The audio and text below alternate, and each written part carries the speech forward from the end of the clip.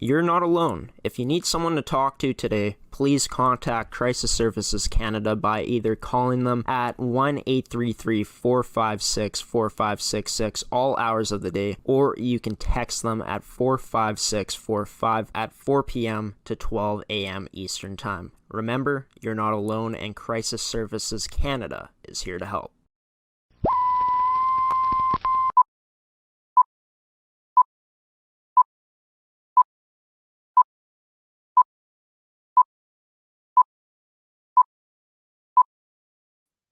Good evening, everybody. Happy Thursday. Hopefully you guys have been having a wonderful day up until this point, and hopefully you guys continue to have a wonderful day, of course. This is this edition of Coffee with Graeme on ASTV Productions. This edition of Coffee with Graeme is brought to you by AETi, Caisse Financial Group, Evolve Green, Pilot-Mound Hockey-Academy, and Toby Hockey. In tonight's edition of the show, 4 people in total will be joining the show. Coming up on the show first is going to be Emily Foster on this week's edition of the Hawks Report. Of course, we didn't have an edition of the Hawks Report last week, but it returns this week. Emily is an assistant captain, a defenseman on the Pembina Valley Hawks U18 AAA female team. She wears number 10, and she'll be joining the show to talk about the past weekend for the Pembina Valley Hawks, where they suffered a 5-2 loss to the Winnipeg Ice on Saturday.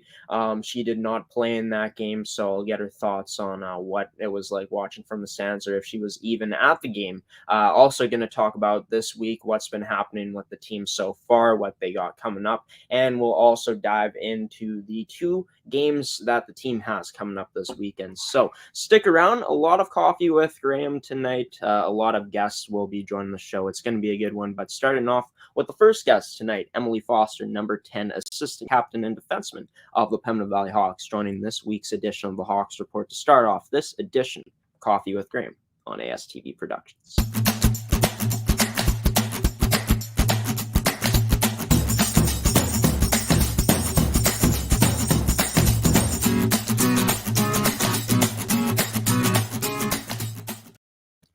Joining me on this week's edition of the Hawks Report on Coffee with Graeme is number 10 defenseman, assistant captain for the Pembina Valley Hawks, Emily Foster. Emily, thanks for coming on the show tonight. This is your second ever appearance on the Hawks Report. Great to have you back on the report for this week. But how are you doing on this Thursday evening? I'm doing good. How are you? Doing good. It's great to have you on. Like I said, I know that you've been out of the lineup for the past game against the Winnipeg Ice. Your team lost that game 5-2 on Saturday when you guys played in Carman, Manitoba. I got to ask you, were you watching the game? Were you at the rink to watch your team for that game? Yes, I was in the stands there watching. Right on. And, obviously not what you want to see out of your team, a loss, but you guys played good in that game. Just your overall thoughts from watching that game in the standings, your thoughts on that game. Yeah, I think we had a good game against the Ice there. Just a few bad bounces, I guess, and just I think we played a full 60 minutes, which is always good. Yeah, for sure. And there were some bounces that didn't go your guys' way. I know a defenseman for the Winnipeg Ice, Meg Farmer, scored a interesting goal. It kind of floated into the net. Kaylee Franz, your goaltender, couldn't really see it. But it's nice that, from the stands, you're happy with how your team was able to play. Obviously not ideal with you being out of the lineup. But what was it like watching the game rather than playing it this past Saturday? I feel like watching in the stands, you can really take in more. You can see more of what's happening, and I guess, pay attention to what's going on more, all the specific details. Yeah, for sure. What were your biggest takeaways from those specific details that you saw in that game? I think, I guess in our end, I think maybe we need to pick up sticks more, or maybe play the body a little bit more. Yeah, for sure. It's great that you were able to recognize those things and get to watch that. Talking about after the game, obviously the team losing 5-2 to the Winnipeg Ice. But like you said, played a full 60 minutes. You thought, what was the feeling like in the dressing room after the game? I guess when you lose, it's always going to be a little bit gloomy, I guess. But we just wipe that away from our memory and just start off fresh, I guess, for the next weekend. let's dive into this week. It was on your schedule. It said that you guys had a practice on Tuesday and Wednesday. Were you guys able to have both practices, or did one of them get canceled due to the road conditions? Tuesday actually got canceled because of the road conditions, and then we had one Wednesday.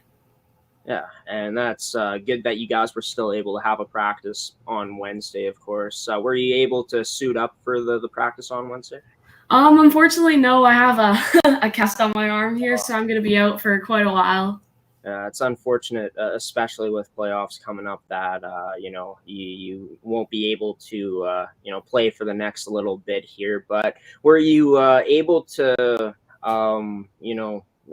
participate in the cardio flush that you guys had on Monday still? It was I guess I can't really do some of the things, so I just do or I kind of fix the workouts a little bit so I can do more of it. Right. That's good that you're still able to do some of the work, even though you're not able to do the full workload, right? Obviously, you guys are pretty close on this team.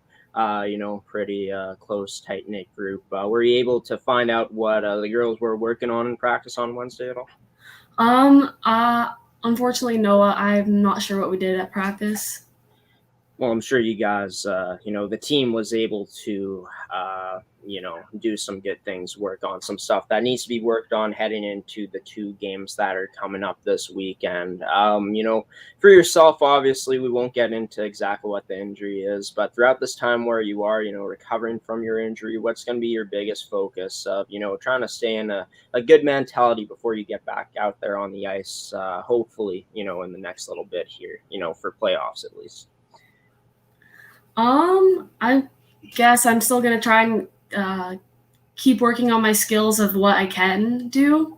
I'm not putting too much pressure on my arm, I guess, and just going to watch our games, keeping up with the team, and all that.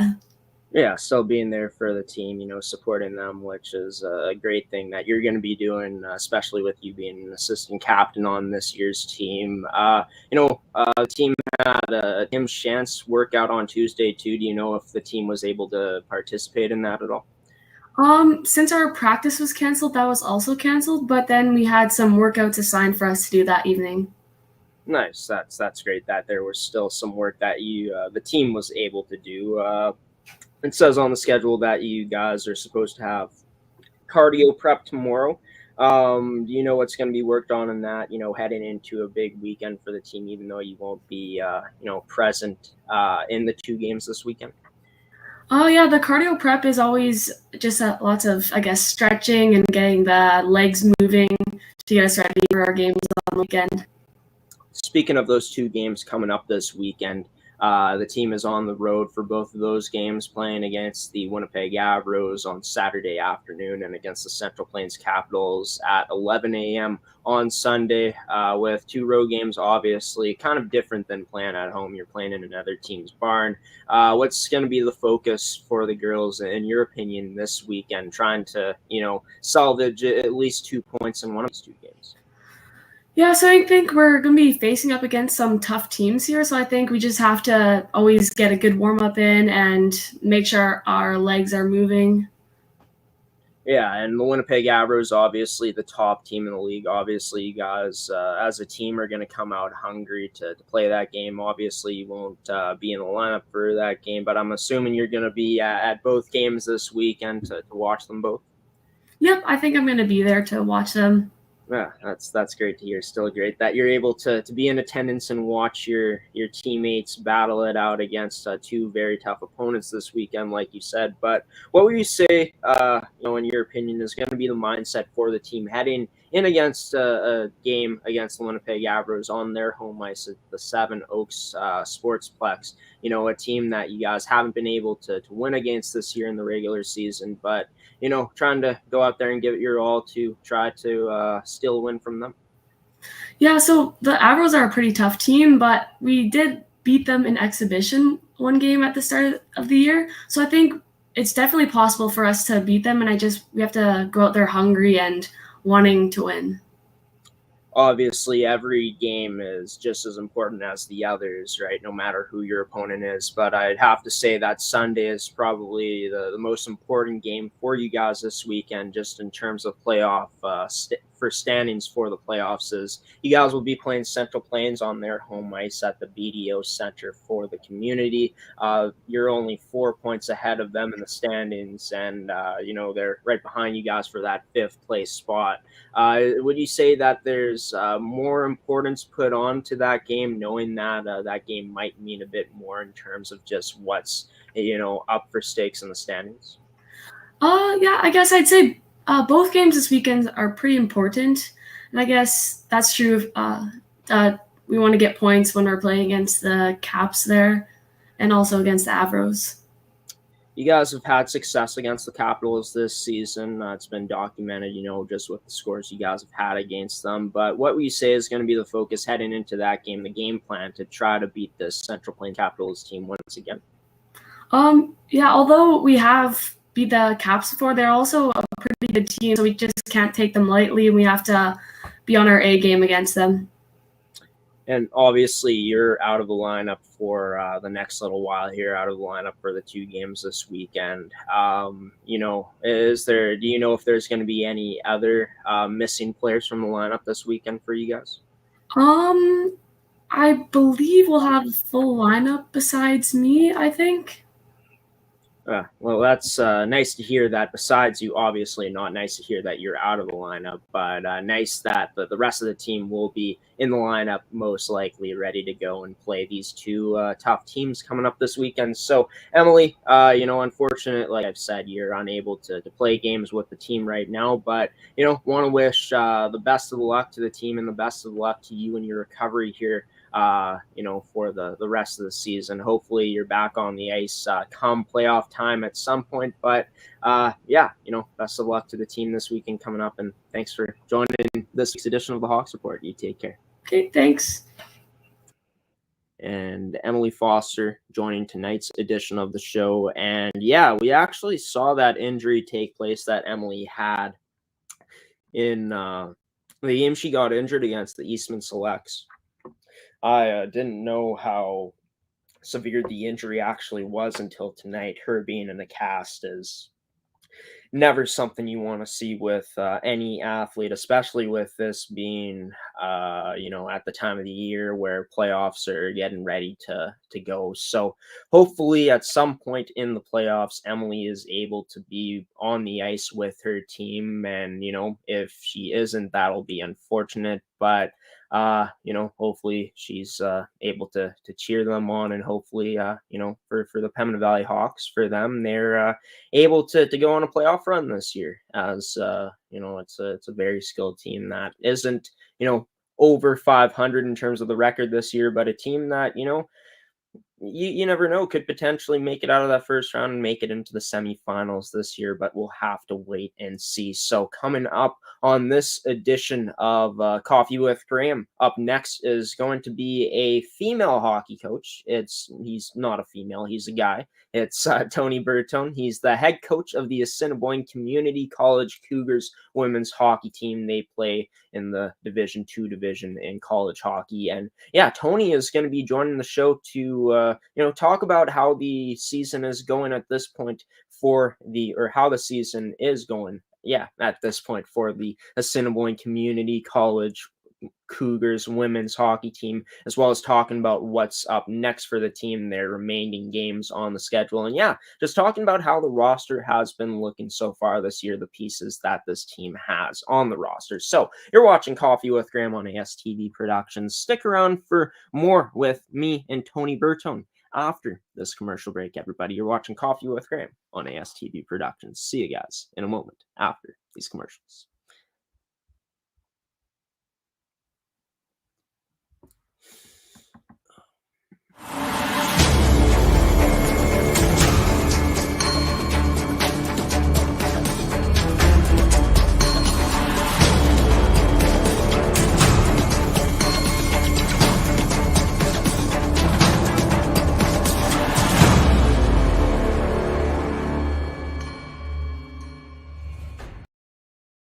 Why go solar? Solar is better than ever. Our revolutionary design and inverter equipment with the latest in solar panel technology for the ultimate in-home and business security. That's right, I said security. Grid security and security of your home are linked. Fortify your future today with a battery backup system. No maintenance, quiet running. Did you know in Manitoba, grid-connected, off-grid, and battery backup systems are 100% right off in the year you purchase for any company or farm? Do you want to back up your internet, keep your tills running, and the lights on? We can install a system that is right for you with battery backup fully capable of taking on all those essential loads and keeping you running. When you call our experts at Evolve Green, ask about getting your free energy audit today. Call or email today to find out what system works best for you. 1-866-5EVOLVE or support@evolvegreen.ca.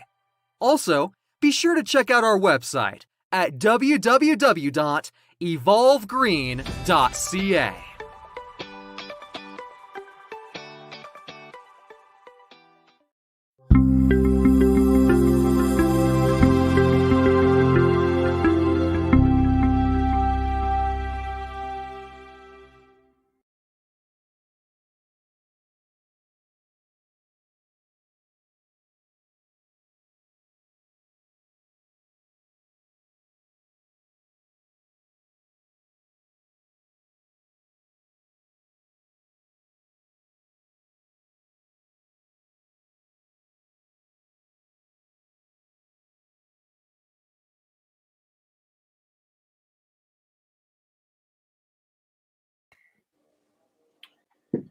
Joining this edition of Coffee with Graeme is head coach of the Assiniboine Community College Cougars women's hockey team, Tony Bertone. Tony, it's been a while since we've last talked here on the show, but how are you doing on this Thursday? Thanks for coming on.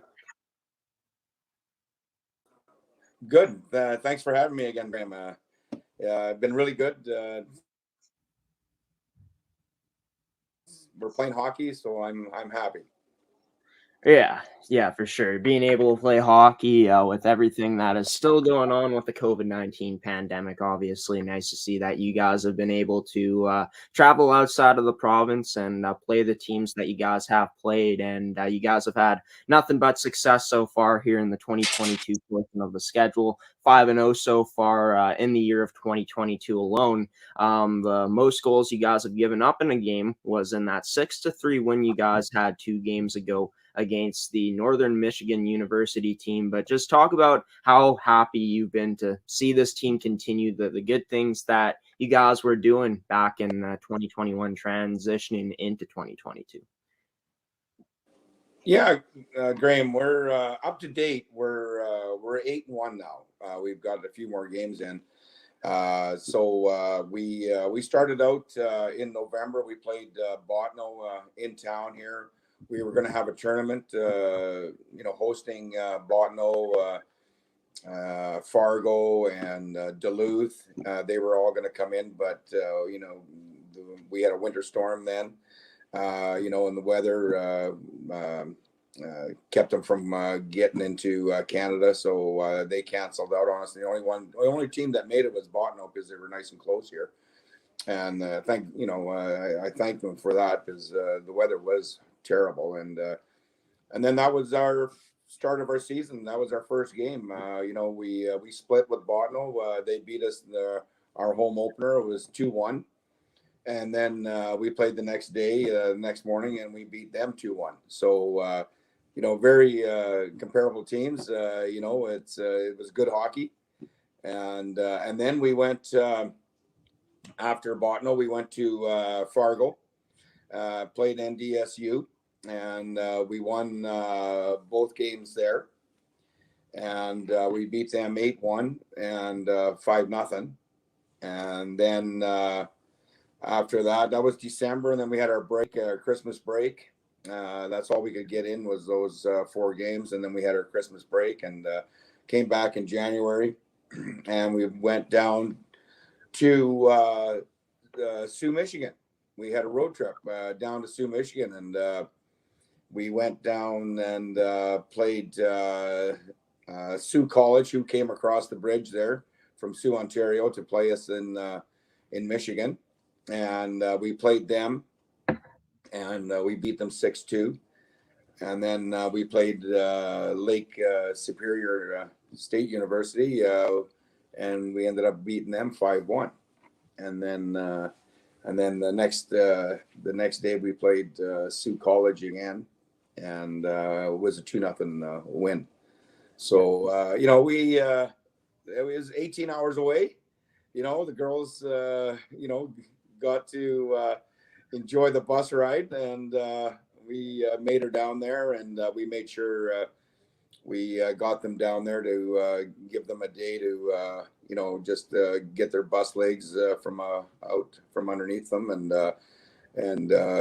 move around, and then we started, and then we played 3 games, and then we came home, and then just past weekend we went down to Marquette. We went back down there, and we played Northern Michigan, NMU, and we had 2-game series with them, and we beat them. Well, I shouldn't say we beat them. They had us down 3-2 after 2 in the first game, and we kind of regrouped in the third period, and we found our legs and found our game, and we ended up beating them 6-3 in the first game. And then the second game, the girls were just playing a great game of hockey, and we come out on the plus side of 7-1. So yeah, we're after our loss to Botno, we banged off 8 straight wins here. So yeah, very happy with the team. Very happy.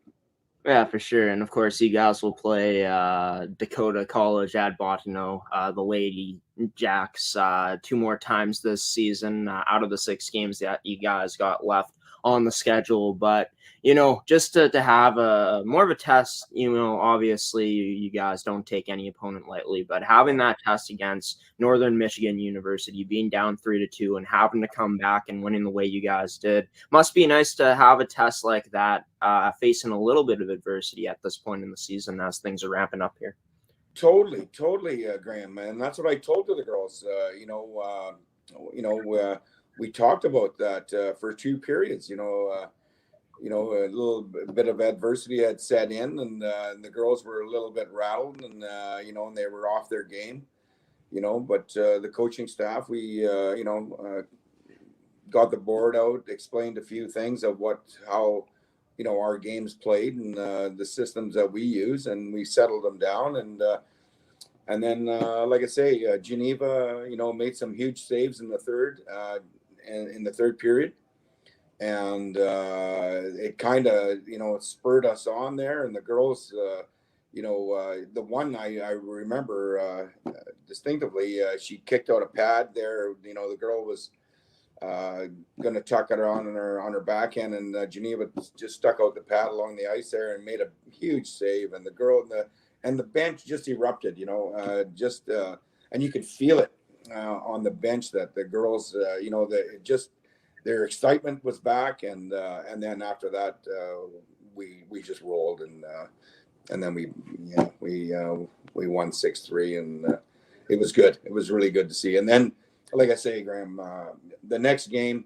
and the next day, there was no quit. You know what? They came out of the gate, and we talked about coming out and playing our game right off the start, and they did, and we ended up winning 7-1. So true testament to a good team, that will find their game and do what it takes to get the job done. Yeah, and obviously you've spoken about how you like, this team overall this season, how many good pieces you guys have, but the girl that has consistently done it time and time again has been Simone Turner-Cummer. I mean, 2 hat tricks so far in the 2022 portion of the season. He had a 2-goal game against Sioux College in the game that you guys won 2-0. So she had the only 2 goals in that game for you guys. Just to see the captain continue to play at the high level that she's been playing at as the season has gone along must be special to see for you as a coach, and just to see these girls following what she's been doing. Yeah, how true. The Simone, there's no quitting that girl. She leads by example. Every shift is just full out, and never a negative comment out of her. She's a captain, and like I say, she leads by example. And you know what? She's got a scoring touch that. It just brings a smile to my face every time she handles a puck, and she's got an awesome toe drag, and and then she just releases that puck off her stick, and it's always top shelf, and she's quite a young lady. Just glad to have her, and I'm hoping to bring her back for her 5th and final year next year. So I've been talking to her about. Let's just wrap this thing up, stay the 5 years, and get the job done. So, but I can't say enough. She's a true leader, and the girls look up to her. I got 16 rookies, and Mo is our vet. And like I say, those girls look up to her, and they follow her work ethic. That's for sure.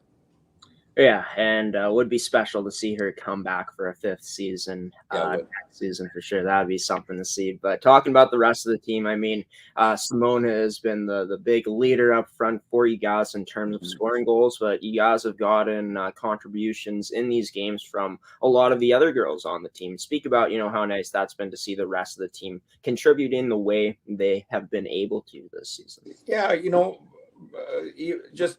with Aiden Roberts, she plays center with Simone and Emily Thompson on the left wing.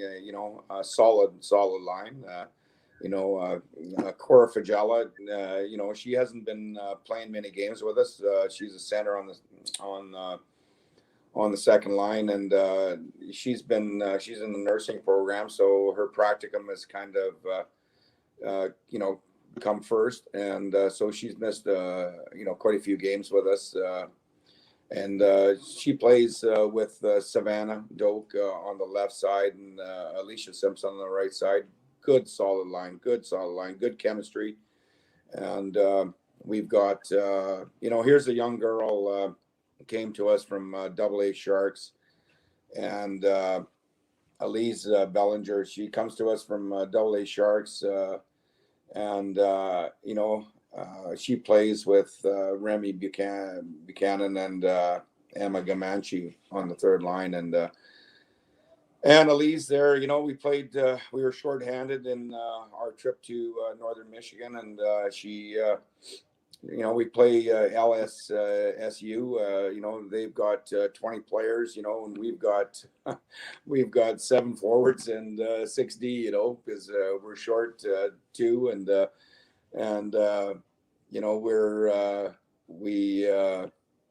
she steps up and gets a natural hat trick, in that game against LSSU, and I couldn't be more happier for her, and she works hard, and it's paying off.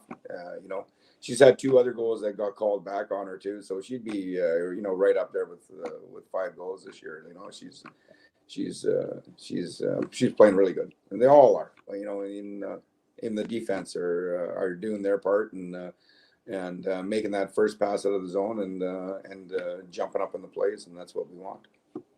Yeah, and going into the defense now, I mean, in 2022 alone, the most goals you guys have allowed in one game has been the game that you guys played against Northern Michigan University in the first of the two games you played last weekend, where you guys gave up 3, a shutout win, 2 games where you guys have only let up 1 goal, and the first game back here in 2022 against Sioux College, you guys only allowed 2 against. You talked about how the defense has been doing a really good job of making that first pass in the zone, but talk about overall expanding on how this team's defensive play has been staying the course so far this year in 2022. Yeah, like our 6D are rock solid. I have confidence in all 6, and like I say, if there's one missing because of commitments to the courses, they can't get down and play. And we've gone with 5, and you know what, I have no problem playing anybody with anybody. There's not a set when they're paired up, they got their mates, but yeah, other than that, you know what, they all skate well, they all pass well, and we're asking them. We just had player meetings here just this past weekend when we were away, and I talked to all the D, and I stressed that I want more shots from the point, because they all can shoot the puck, and so we've talked to the forwards about looking for them up high, and we want those shots to the net from the points, because they're pretty accurate and hard, and we want our forwards driving the net and getting sticks on those pucks, so just gives us another weapon, so. Yeah, for sure. And the goaltenders, of course, still doing their thing. 2 rookie goaltenders this year for you guys, in Geneva Penner and Megan Biswitherick. Just talk about how nice it's been to see them keep up their consistency that they've been showing here in their first year with the college. Yeah, in our 8-1 record so far, we're goals for 41 and goals against 11. That just tells you, with the 2 goalies, Megan's at .958 save percentage. Like, she's rock solid. And Geneva, she's her.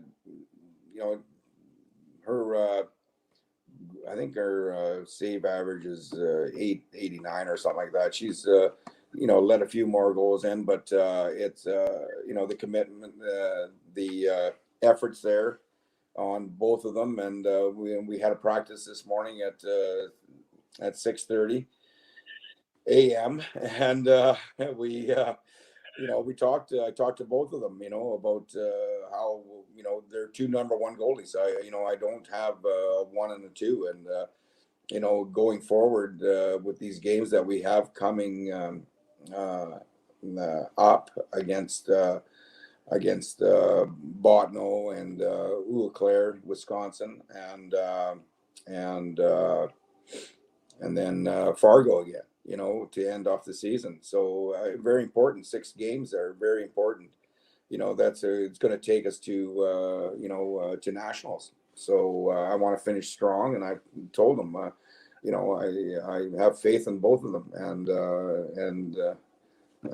I want to compete and get points on every game. So they, like I say, we had that chat this morning, and they're all, both of them are buying in and are gonna, push and work hard to make that happen. Yeah, great to know.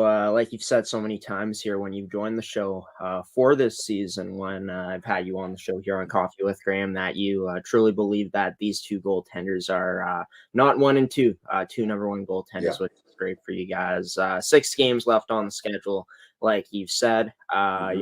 the last game you guys will play will be on February 27th, and every game for the rest of the season is on the road. And in fact, you guys have played on the road except for in every game except for 2 regular season games this year, 3 counting an exhibition game. Talk about just that experience of playing on the road, a lot of bus rides, a lot of team bonding, but just that experience of playing away from home this season more than in other years that you guys are playing this year. Yeah, we're doing what we can. I think we're on version 19 of our schedule. It just changes every week, with teams canceling, and then we're trying to find other teams to play, and and then they got to find ice, and Larry's done a great job finding us the teams to play, and the girls, they don't mind the long bus rides. I enjoy it. We have fun. We watch a movie or two, and we have some chalk talk too on the way to just to break it up, and it's a good bonding. The girls get caught up on their homework. A lot of them, we got Wi-Fi on the bus, so they get their assignments done and send it in, and it's good, and we stress that for them to make sure to find the time to keep their homework up and get their assignments in, and they're good about it. We don't have any problems with anybody with their GPA, so that's a bonus. And like I say, it's they're fun trips, and I enjoy. I'm looking forward to this weekend. We got a weekend off, and then we go to Eau Claire, and that's going to be a good bus trip, and we'll go play them, and then and then after that we got Botno and then Fargo to end off the season, and then practice, and then get on a plane and go down to St. Louis for nationals. So looking forward to that. Yeah, for sure. I bet. I mean, ramping up to about that time when nationals are set to start soon. I mean, you guys got business to take care of before that happens, but 6 games left on the schedule before you guys make that plane ride out to St. Louis. Talking about any new commitments for you guys that are going to be joining the program next season at this point? Yeah, we got Emma Ramsey. She's coming to us from the Wildcats, Westman Wildcats. Emma, I've been talking with her over more than a year now, and she expressed that she thought we would be a good fit for her for college, and for her degree, the diploma that she wants to take at the college, and we wanted to make sure that Emma was our first signing of the year, and we're excited to have her. She's a girl that works hard. Again, things we look for. Good student. Competes on the ice. Always, feet are always moving. Coach Guy there, you never can't say anything bad about her. Just a tremendous young lady, and we're looking forward to having Emma be part of our club, and build another competitive team next year. And then just lately we signed Peyton Melchuk. Here's a young lady from Bertle. She plays with the Bertle Brewskis in Midget A. And I went out, my assistant and I went out to Bertle to do some scouting on another girl on the Brewskis there, and here we watch young Peyton play the game, and oh man, fire the puck and work hard and skate, and and so we ended up getting our trip turned into 2 recruits instead of just 1, so the other one, we're just waiting for her to get accepted in a course here, and then we'll do a press release on her too. So it paid off to take that drive to Bertle, and we ended up finding Peyton, and and she also plays for the Falcons, in the high school hockey. So the boys' high school. So she's got 3 goals and 3 assists in that, in high school hockey, and and she I've seen her play. I've gone and watched her play, and she holds her own. She can take the body. I've seen her get rocked, and she got up, dusted herself off, and and then just proceeded with the game. So we're looking forward to seeing what Peyton will do for us. She's got great hands, and like I say, she's not scared to go into those dirty areas. So looking forward to seeing her be part of our club. Yeah, well, great for you guys. You take that trip down to Bertle. You're planning on only looking at one potential player for you guys to sign, and then boom, it's 2 players out of that weekend for you guys, which is absolutely fantastic. Tony Bertone, head coach of the Assiniboine Community College Cougars women's hockey team, joining the show here for the first time in the year of 2022. Yes. Tony, best of luck to you and the team coming up next weekend against the University of Wisconsin Eau Claire team. Enjoy the weekend off, and get ready to take care of business. You along with the rest of the team coming up next weekend. You take care, Tony. You too, Graeme. Thank you for having me.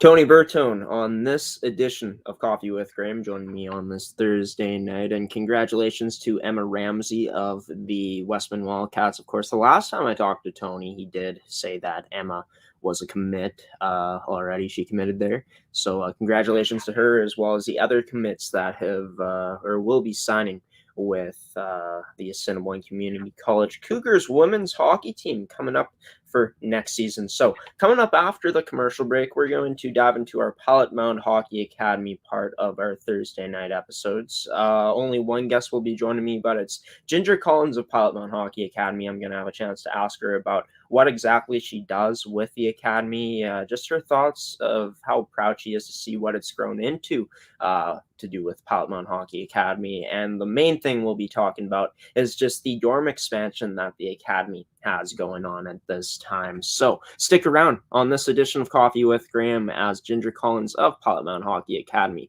joins me next here on Coffee with Graeme on ASTV Productions.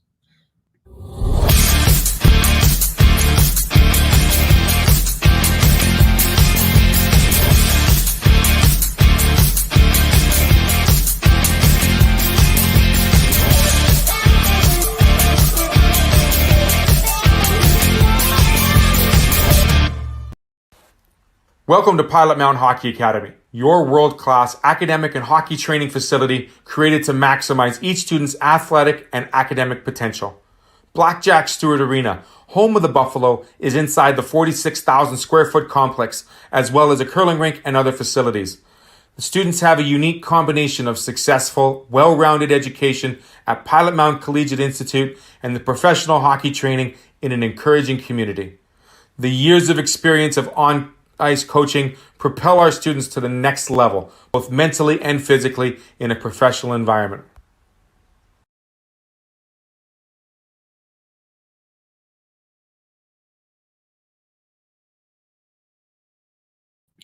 Welcome back to Coffee with Graeme here on ASTV Productions. Tony Bertone, head coach of the Assiniboine Community College Cougars women's hockey team, joined the show here most recently on the show. Special thanks to Tony for joining the show tonight so far, as well as Emily Foster, who started off first off on the show as the first guest of the Pembina Valley Hawks U18 AAA hockey team. Joining the show now is Ginger Collins of Pilot-Mound Hockey-Academy. Ginger, how you doing on this Thursday evening? Thanks for taking the time and joining the show tonight. Hi, Graeme. Thanks so much for having me. Yeah, it's great to have you on, Ginger. I mean, anyone who's been around Blackjack Stewart Arena or in Blackjack Stewart Arena and everyone around the academy knows how important you are to the whole operation of everything that goes down. Gordy Tummelson always sing your praises, as well as so many others at the academy. But let the viewers know, what exactly your role is with the academy. Well, my husband and I are part owners of the academy, along with my husband's other 2 brothers, Rod and Tamas, and their families. And so we started out 7 years ago in a group ownership, and it has certainly evolved since then.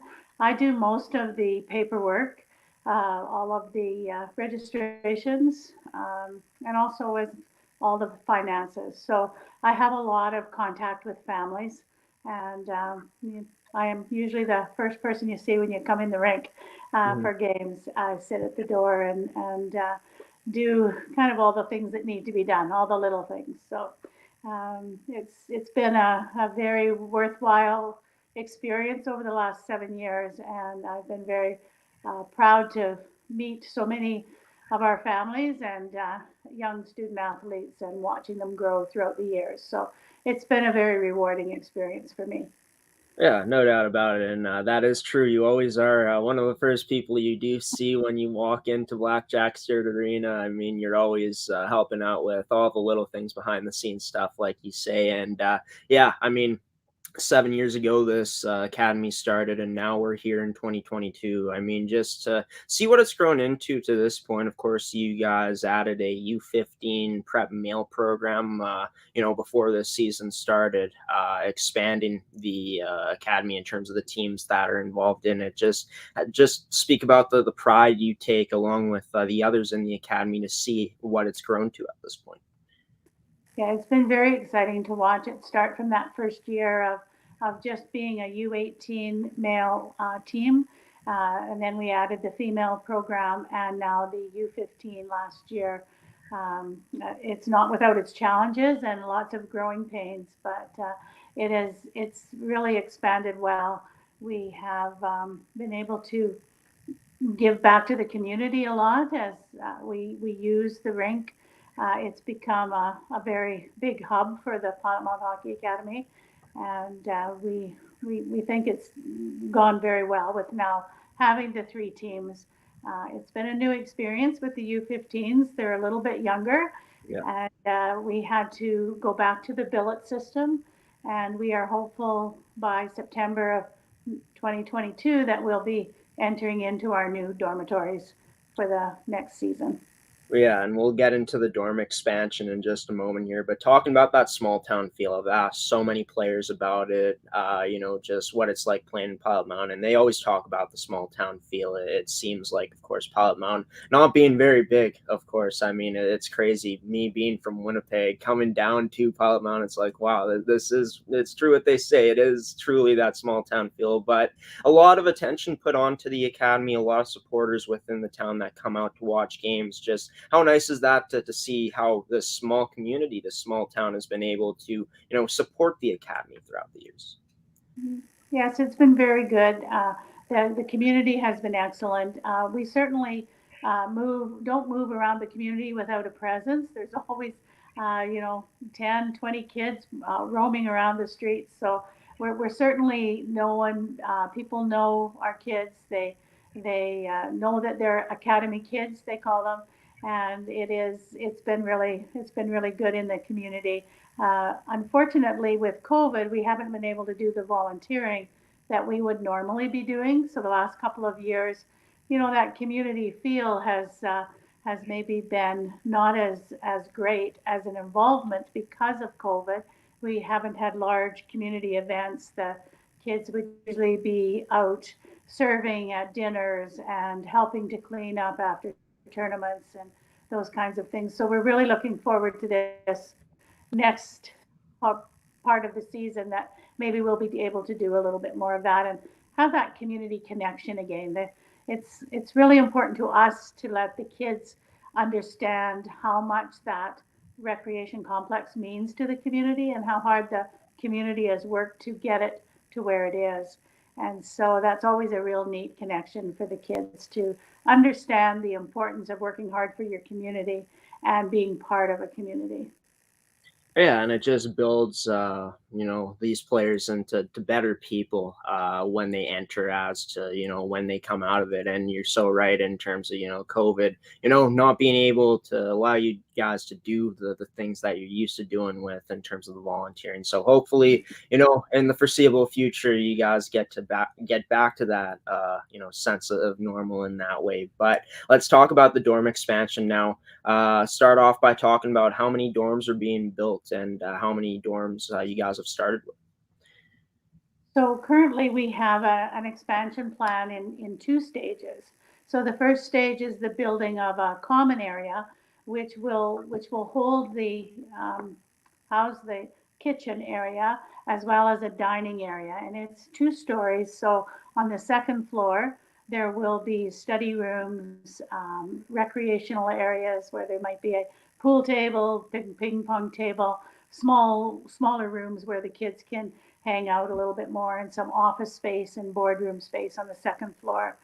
And then stage 2 is we'll have to move out our existing kitchens that we're using, and then we will build on a second 2-story accommodation. The kids will actually have their rooms. So hopefully over the summer before September, we'll work through those 2 stages, and then we have there are 3 sections that we would add on. So sort of like a main area and 3 wings at the back that will house the students. So we're hoping for 2 brand new dormitories, and we'll use our existing 2 sleeping quarters that we already have. So we'll be able to house, by the end of summer, 4 teams.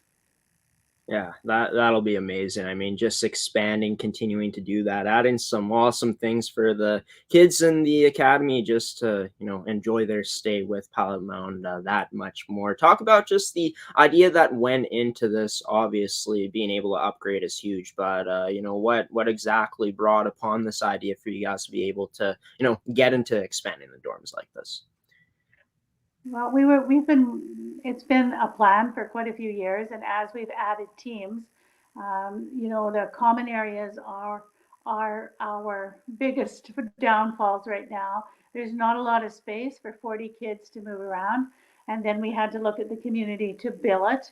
So we knew that wasn't going to be a viable option for long because it's a small community and it's difficult to get billets. So we knew that as we expanded, we needed to build and to be more permanent and to have a bigger, better space for the kids to make their home away from home.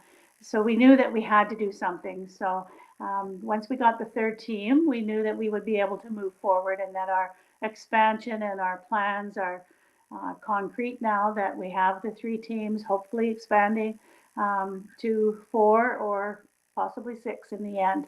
So we'll see where we go with that, but our plans are to build those in stages, and we just really needed more. We really needed more space for the student athletes to call home and have an opportunity to have a little more places where they can hang out.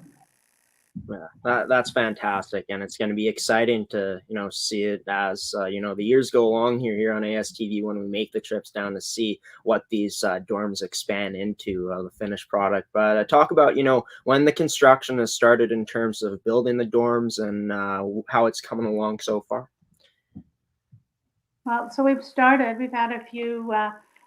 This cold weather isn't helping because it's a winter project, and so therefore it's really difficult for the construction to carry on throughout this cold weather. But as soon as we have the basement and the main area framed and it is all ready to have the second floor put on, so we're moving along quite well and starting to see it's starting to take shape, and you can start to see where the rooms are going to be and how it's going to actually look when it's finished. So the next stage, I guess, is just carrying on and building the second level, and then starting to get it in so that it's a little manageable to work on throughout the rest of the winter. So it's been a challenge for workers in this cold snap and then heavy snow, and so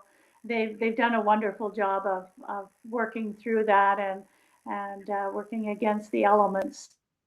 We hope to get it closed in soon, and then we'll be able to work on it from there. So our plan is by mid-spring to at least have the kitchen and dining, the first level, workable so that we can pull out our existing kitchen and dining area so we can start building the accommodation.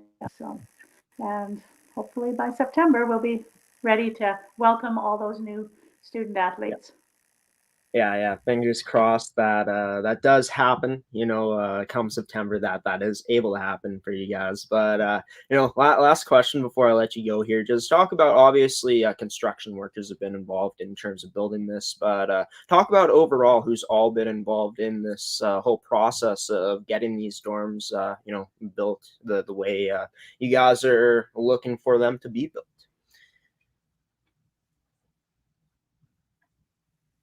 Well, our chair, Thomas, has very strict in doing the plans, in conversation with all of us, but he really has taken on the task of being the builder, and has had a lot of experience being an electrician and having several businesses and building several family homes at the same time. So he's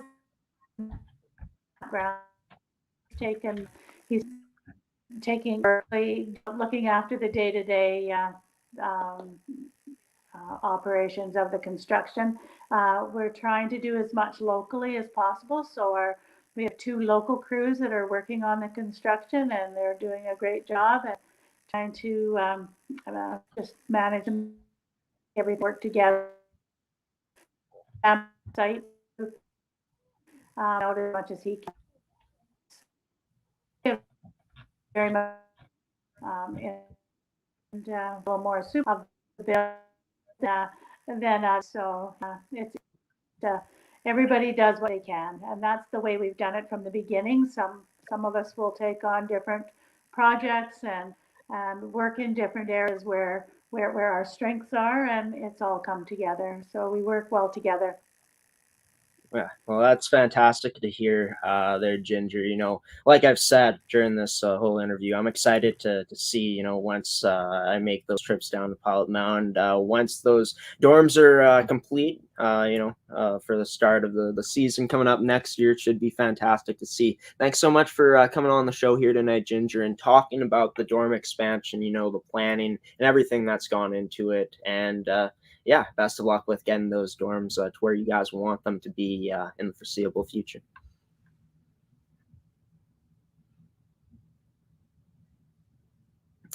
And unfortunately, we were having some connection difficulties with Ginger there. It sucks because, wasn't really able to hear her last answer. But, yeah, just fantastic stuff going on in Pilot-Mound Hockey-Academy right now.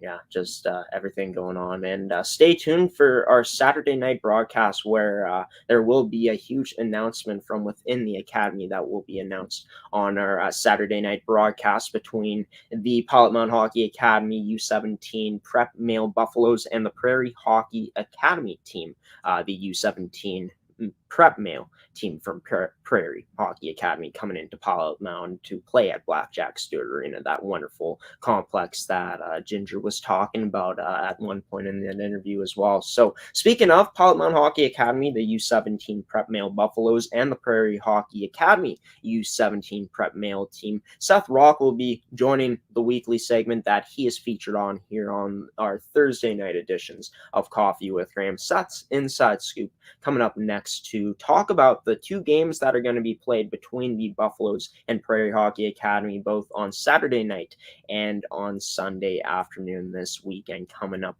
in Pilot-Mound, Manitoba at Blackjack Stewart Arena. You're watching Coffee with Graeme on ASTB Productions. Everybody stick around for more after this commercial break with me and Seth Rach here on the show.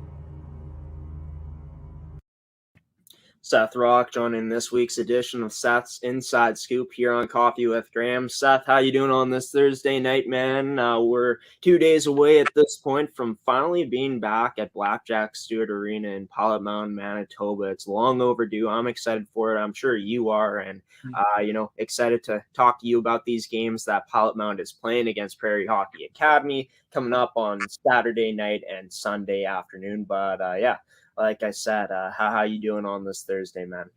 I'm doing great, and I don't know the exact last game. It was definitely before Christmas was the last time I got to see this Pilot-Mound team play hockey, and I believe it's the same with you too, if I'm not mistaken. So we get to finally cover this team after having such a long break of not being able to cover them. Yeah, and I believe the last time that I've been in Pilot-Mound was like the first weekend of December, which is nuts. I remember we ended up having that one game canceled due to the snowstorm. Hopefully it doesn't happen again, because there is a storm that's supposed to be coming in on Friday night here in I know in Winnipeg for sure, but hopefully I can still make it out, Seth. But these two teams playing each other for the first time in a while, but it's going to be their sixth meeting of the season. Pilot-Mound won the last game against Prairie Hockey-Academy that was seen here on ASTV Productions, actually 4-3 in a shootout. Pilot-Mound came back in that game. Both teams coming in hungry for a win. In fact, Prairie Hockey-Academy has lost their last 11 games in a row. Should be an intense weekend between the two teams, you have to think, Seth, knowing that they're both looking to get back in the win column after some time. Oh yeah, 100%. And if you're Pilot-Mound, you found this. They've definitely had their struggles this season, but like you said, they were able to get a win against this Prairie Hockey Academy team, and they know they can beat this team. And when you can beat a team that is higher than you in the standings, it's going to give you a bunch more momentum. So if you're Pilot-Mound heading into this game, you're going to expect to see them as a very hungry team. And if you're Prairie Hockey Academy, you're just looking to kind of erase what's happened in this long losing streak that they've been on. Yeah, and talking about Pilot-Mound Hockey Academy, they haven't played a CSSHL regular season game since January 9th, where they lost that one to Notre Dame. They lost both games that weekend, but they played last weekend in Calgary, Alberta. They lost 3 games and tied 1. They're back on home ice for the first time here in 2022 as well, Seth. Talking about that, being able to be back in a rink that you're familiar with, the rink that they practice at every single day, being back at the home headquarters must be a nice feeling for Pilot-Mound to be able to do that this weekend.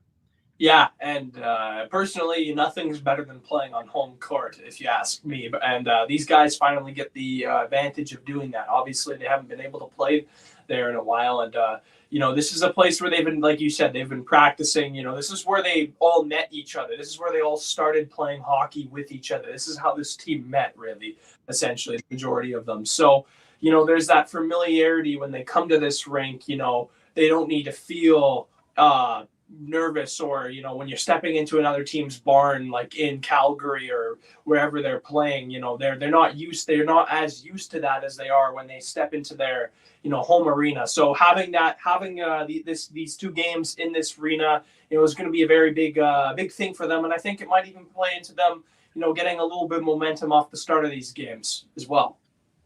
Yeah, out of the 12 teams that are in the U17 prep male division in the CSSHL, Pilot-Mound is the 10th place team with a 4-17 and 4-17 record, shootout win in that record in terms of their wins. And that shootout win came against Prairie Hockey Academy. But, Pilot-Mound, last time that they played this Prairie Hockey Academy team, was able to come back in that game, did some really good things. One notable thing that I found was their forecheck was really good. Obviously, against Prairie Hockey Academy team that's been struggling ever since that weekend, really. They won a game later on that day against International Hockey Academy, but after that, as mentioned, they've lost 11 straight. Talking about Pilot-Mound, though, their forecheck in this game coming up this weekend in these 2 games, how huge that's going to be for them. Oh, it's going to be massive. Like I said, we haven't covered this team in a while, but one thing I do remember vividly from covering this team is how hard they worked on the forecheck. As soon as they dump that puck in, they got a guy that's on that puck. I'm trying to think of a fun saying, but it's not coming to my head. But they're on that puck like hyenas on raw meat. There you go. Right. And that they are desperate to get that puck, and they have struggled at times against some of the upper teams in the standings, but against a team like Prairie Hockey Academy, where they found success by using their forecheck, they know now that their forecheck is really successful against the Prairie Hockey Academy, and you can expect a full 110% effort from the team in that aspect come these games on the weekend. Looking at Pilot-Mound's offense here, their offensive numbers have not been great, to say the least. Almost ranking at the bottom of the league with 37 goals for. Obviously, like from what we've seen, Laz Constant has been their best offensive player. He leads the team in points in their regular season play with 17 points in 21 games. We know Jack Smith is a very good player with very good vision out there, Seth. I mean, they got a player like what's his name, Izzy Amy, who hasn't played all the games this season. He's battled some injury, but he has a physical presence out there. They got some good pieces on this team, but not really any superstars, as Gordy Tummelson always says. When you don't got that exact superstar on your team, you could say it's Laz Constant, but overall not as many star players as other teams. This team, I think we've talked about it before, must have to look to rely on their scoring by committee in this game, looking to their all-around team to step up in this game offensively. And yeah, on the bright side for them is they have at times seen some good depth scoring in the league. I remember last game we cover, or I got to cover with this team. I remember seeing Dmitry Petrenko get his first goal on the year, and just seeing the excitement from him and the bench when he was able to get that goal was a big momentum boost, I think, for the team. And not just him, but the rest of the team. Rest of the players on this team, like if it's Zane Price, Bo Bannerman, Joran Kustermans, whoever it is, this team has the depth to be able to, do some good things in this game. And, with the overall pieces that they have on this team, they can play all sort of styles. They got the physicality in a player like Izzy Amy and even Laz Constant with the big frame and, or the skill from whatever these players. I think the depth is great on this team, and I think there's potential here for Pilot-Mound to create some maybe turn some heads in the second or in this latter half of the season. Yeah, for sure. I mean, the depth is there, like you said. You talk about a guy like Laz Constant, Jack Smith, Izzy Amy, talking about Sam Takahashi, as well as Carlos De Leon. They got some good pieces up front. Even though this team ranks at the very bottom of the league in goals given up with 117 goals against, they got some good goaltending on this team, even though the numbers haven't been the greatest. And Miles Gordon and Kean Hodgins, I mean, two goaltenders, whichever one plays, definitely looking to have a strong weekend against this Prairie Hockey Academy team. But they got Cameron Perrier in net, who hasn't played as many games as Kean and Miles have. But what we should be expecting from the goaltending in this game in these two matchups coming up this weekend against Prairie Hockey Academy for the Buffaloes. Yeah, this goaltending, a lot can be said about how these guys play and carry themselves. I remember, most games that we've covered with this team, despite them, losing by whatever score, oftentimes when I think of a player of the game, I think of the goaltending on this team and how well they have actually played this year. They've faced a whole heck of a lot of shots, to say the least. These goalies face their fair share of rubber, and we've seen that on a first-hand account before. So, whichever goaltender's in net, I'm sure the forwards and defenders on this team are going to feel confident within the net because they know these guys can make a lot of saves. And we've seen it, they've seen it, and other teams have seen it. So we know how good this goaltending is, and you can always count on them to make a lot of saves in a game.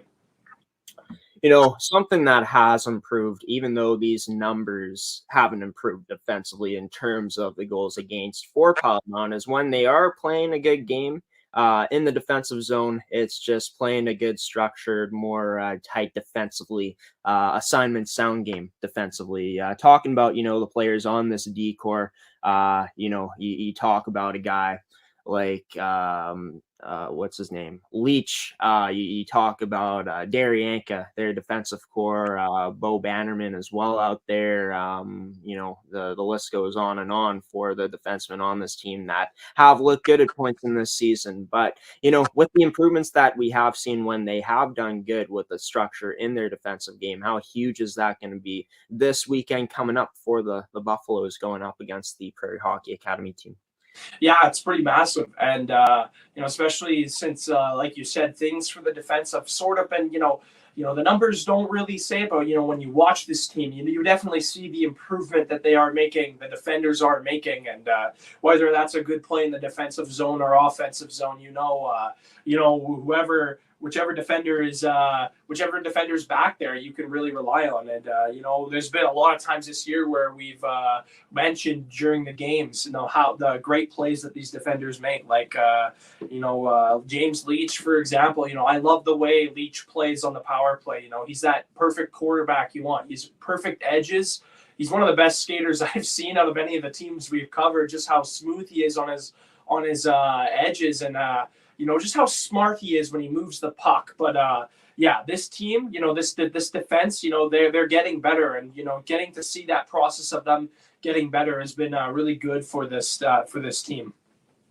Yeah, and Keegan Leach, has definitely been a strong part of their D-core this year out of their defensemen. And, one thing that has improved has definitely been their team defense throughout the year, even though the numbers do say 117 goals against. Definitely throughout the year, there has been improvement when they have been doing good in games from their defensive zone play. But talking about the keys to the game now for Pilot-Mound in these two games this weekend against this Prairie Hockey Academy team, in your opinion, what those keys are going to be?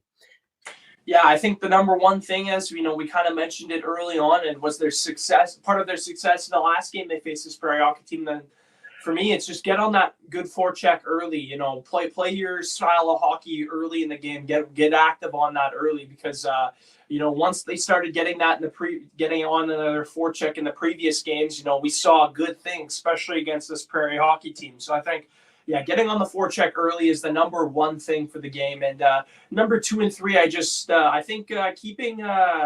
So number 2 definitely is keeping a strong defense in front of your goaltender. The strongest defense is always the best offense, and we've seen these goalies can make a lot of saves. So as long as the defenders can work hard in the defensive zone and really do what we've been talking about, keep showing that they've been getting better defensively.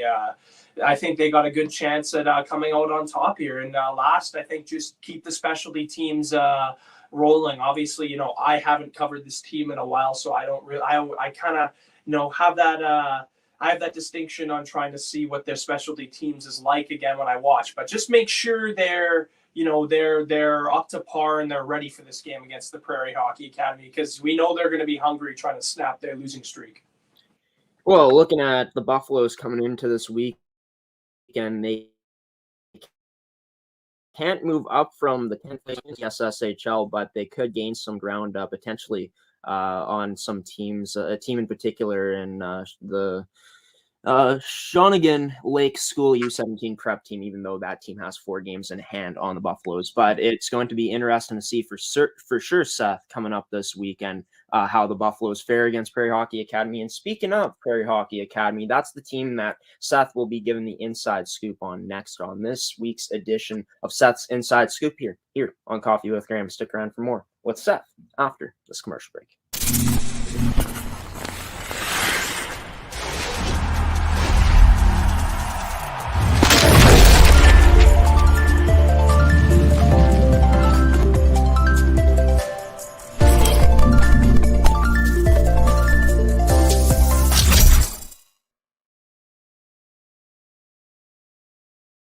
This Thursday night, first edition of the segment here on in February, in the month of February here in 2022, and started off with a bang talking about Pilot-Mound Hockey Academy. Going to be nice to be back in Blackjack Stewart Arena this weekend on Saturday night and Sunday afternoon.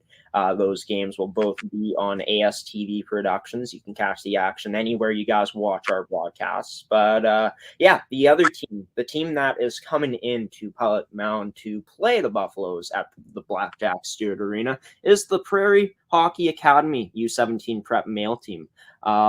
This team, like mentioned already, has struggled since that weekend where they lost to Pilot-Mound.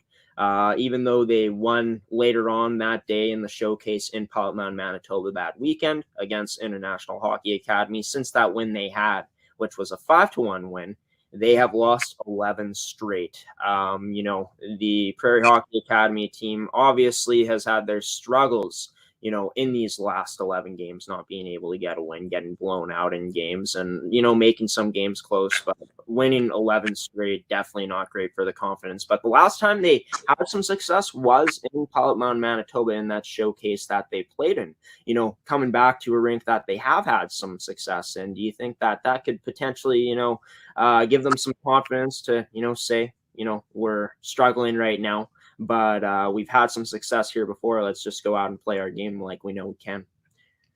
Yeah, it's hard to. It's definitely hard to say. On one hand, you're right. The last time they were able to find quite a bit of to find success was when they were playing in this arena a little while back. But it's hard because this isn't their normal barn that they play in, and it's been a while since then. But on one hand, I think it could, because like you said, this was the last place where they were able to find success, and they have found it here before. So anything can happen, and I think it remains to be seen. But we'll definitely see how it actually is come this weekend. If you've had a chance to look at the past 11 games, obviously there's been some blowouts in these games. Obviously there's been some close games for Prairie Hockey Academy in these losses, but overall it just hasn't been good enough for them in these last 11 games. What do you think has been the biggest concern for them in these last 11 games to lose? Would you say it's an overall team thing for them, that they're just not clicking like they were at the start of the season when they were having success, or maybe they are just in a massive slump right now?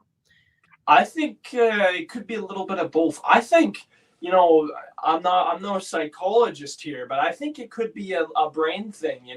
When a team starts to lose, and you start to lose a lot of games, that confidence just gets drained and it gets sapped, and then it's hard to come back from those. It's hard to get that first win off a large losing streak, and they've seen this large losing streak, and I think a lot of it has been probably in their minds, them not being able to find that confidence that they once had. I think that might be the main issue. Yeah, for sure. It's true out there. The mentality can change very well when you start losing and keep on losing games, for sure. And Prairie Hockey Academy, just hasn't been able to get out of that slump. So that could potentially be the reason, for sure, Seth. They also have gone against some really good competition too. But this team sits in 7th place right now, actually tied for 6th place. One more game played than the Okanagan Hockey Academy U17 male prep male black team.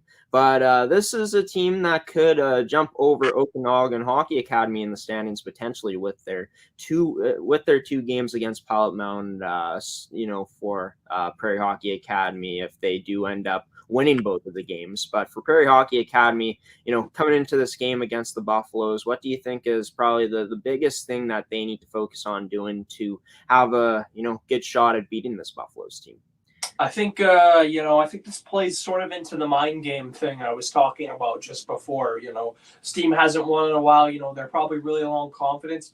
I'd say the main thing in trying to get the victory, at least in the first game, you only want to worry about the first game first. And then once that's over and done with, then you put your mind on the second game. But I think the main thing is get the first goal with this team. It's a lot easier to dictate the pace of the game when you're the team that scores first. So I think that's the main thing. If you're Prairie Hockey Academy, you're going to want to do everything you can to get on the board first.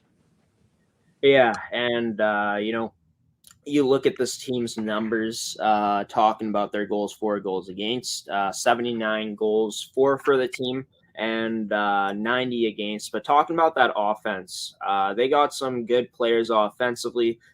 3 players with over 10 goals this season, and 2 of their top goal scorers in Carson Haugen with 12 goals, of course, and then Devin Olford with 12 goals as well. Definitely looking to be a big part of their success this weekend coming up. Taking a look at them, you think that they're going to be the biggest play drivers for them offensively in this game coming up in these games coming up this weekend? Yeah, and I think you're exactly right. These guys are definitely going to be on their full. They're going to be showcasing their full skill sets, and I think a saying I've always kind of liked, and I know it's been hard for this Prairie hockey team lately, but I think desperation equals dangerous, and I think that's the same thing with what these elite players in this league are going to be doing. They're going to be desperate to get this win, and they know that this Pilot-Mound team is behind them in the standings, and they know that within them they can beat this team. So I think it's going to start from those players that you mentioned. The play drivers. A guy like Carson Haugen, like you said, Ty Pratt, the defensive leader in points. Man, I cannot speak sometimes. But just relying on these guys to really step up big time is going to be one of the things to see in this game. Yeah, and Ty Pratt has been having a very good season for himself, despite the team's struggles as offensive production goes. He is actually tied for the team lead in points with Carson Haugen with 24 points, even though Ty Pratt, all of his points almost. He has 4 goals, but 20 assists, most of his points coming off of assists. Talking about the defense now, obviously Ty Pratt is the player that you key in on when you talk about this team's defense because of just his offensive ability, but his ability defensively, along with the rest of this team defensively. Obviously, they've given up 90 goals this season, but going up against the Pilot-Mound Hockey-Academy team in 2 games this weekend coming up, what you expect from this team defensively in these 2 games? Yeah, I think this team is definitely going to take a defensive sort of approach to the game. Obviously, we've talked about this many times already. They haven't won in a while. So, one thing, if you haven't won in a while, you can expect the team to really try to limit the amount of offensive opportunities that the other team gets. So I think the defense, or at least in my opinion, I think the defense in this game should take a more defensive sort of approach. Maybe watch out on the offensive plays a little bit more and try to be a little bit more reliable on your own end, because you haven't gotten this win in a while, and the best way you can do that is to make sure the other team doesn't score. So I think the defense is going to play a massive part in this game, and whether they take a more offensive or defensive approach or try to combine the both and play a 2-way defensive approach is yet to be seen. But if you ask me, I think they should definitely apply a more defensive style game in these games against Pilot-Mound.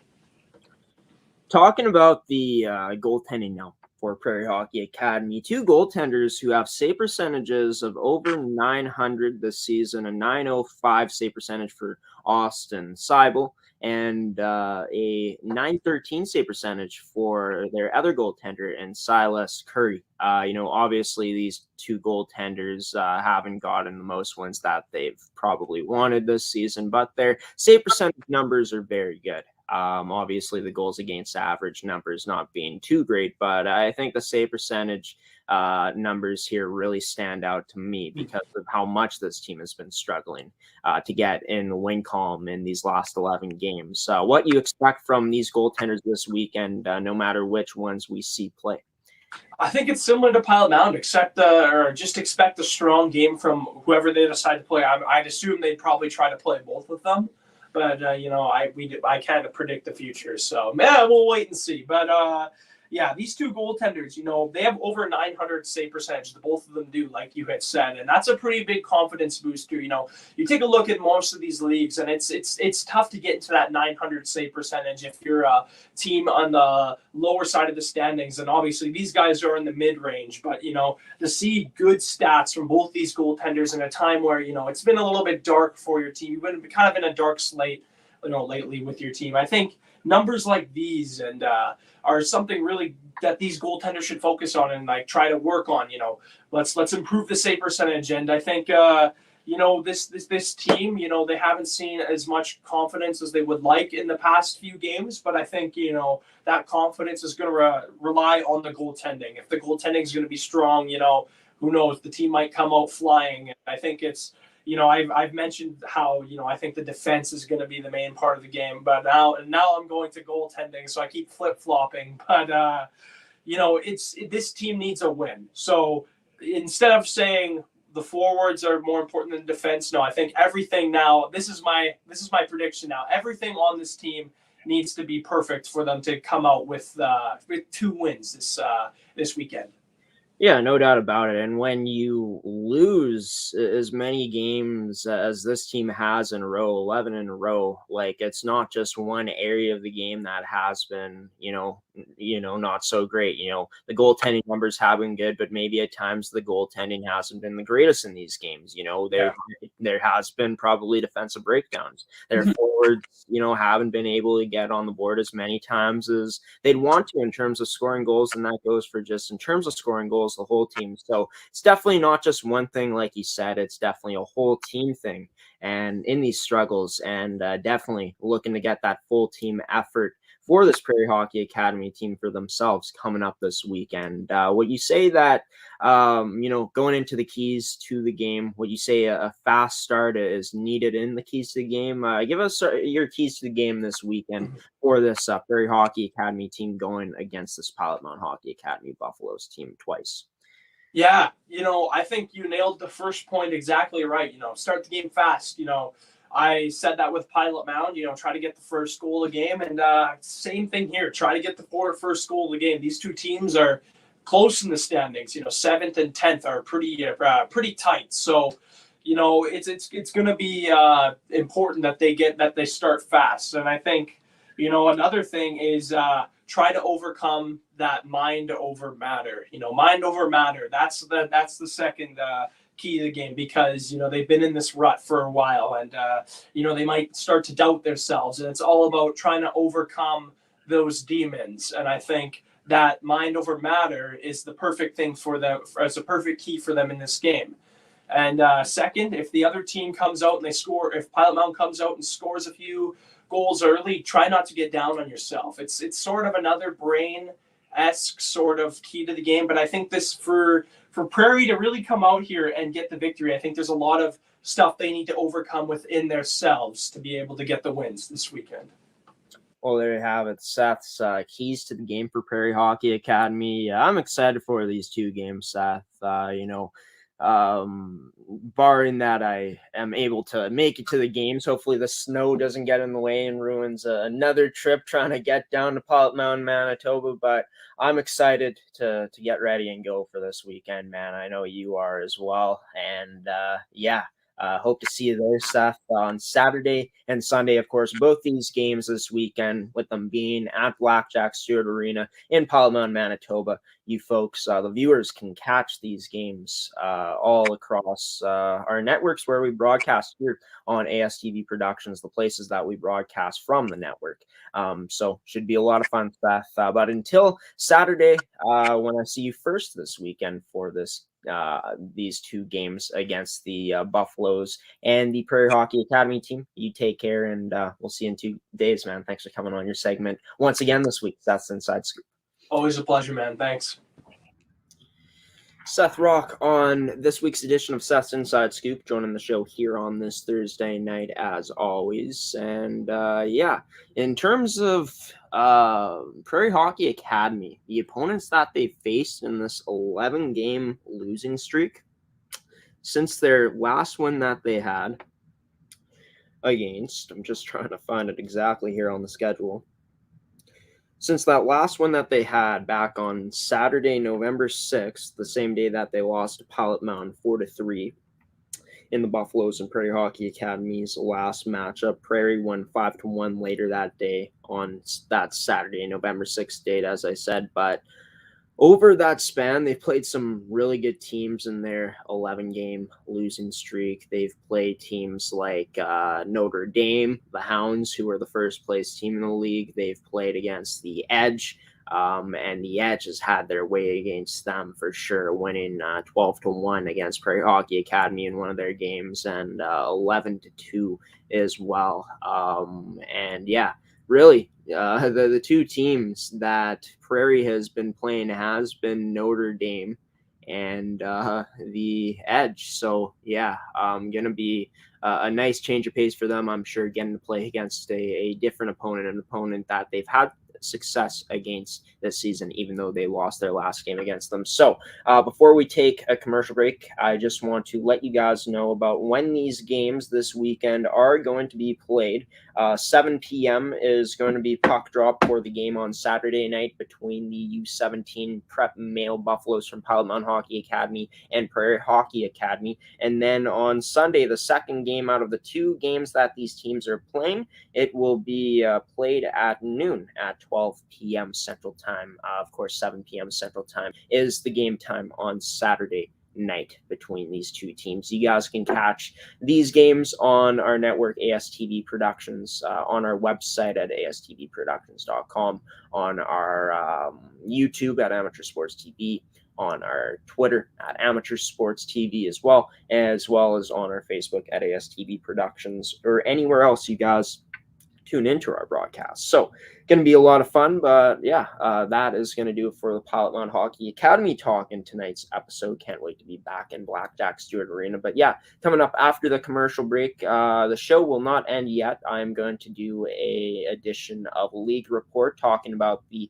upcoming schedule for this weekend in terms of the leagues that I always talk about here on the show on League Report. In the MFHL, the Saskatchewan Female U18 AAA Hockey League, the Zone 4 High School Hockey League, as well as the MMJHL. And I'll also be telling you guys about any of the scores that I haven't reported on of the games that have been played after Tuesday's episode of Coffee with Graeme. So stick around for that after this next commercial break here on Coffee with Graeme on ASTV Productions, everybody. See you in a moment.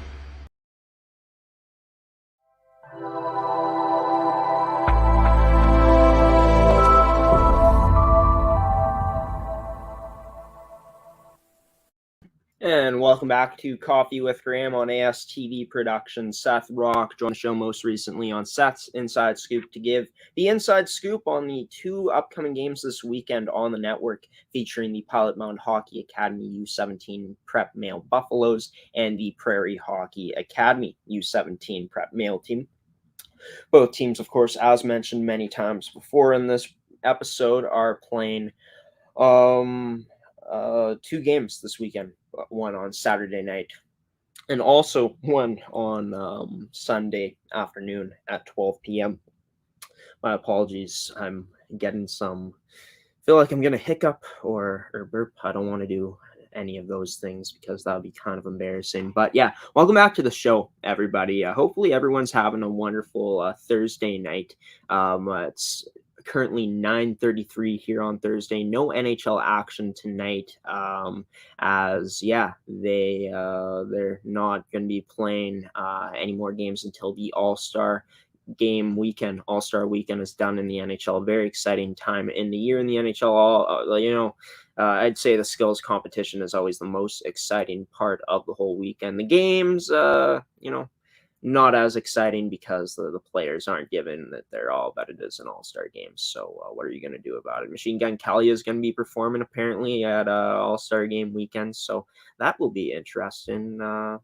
Kind of excited for that. I know a lot of people don't really like Machine Gun Kelly, but I'm indifferent on it. I just want an entertaining in between period show, whenever he performs. So yeah, enough of that, enough of some pro sports talk.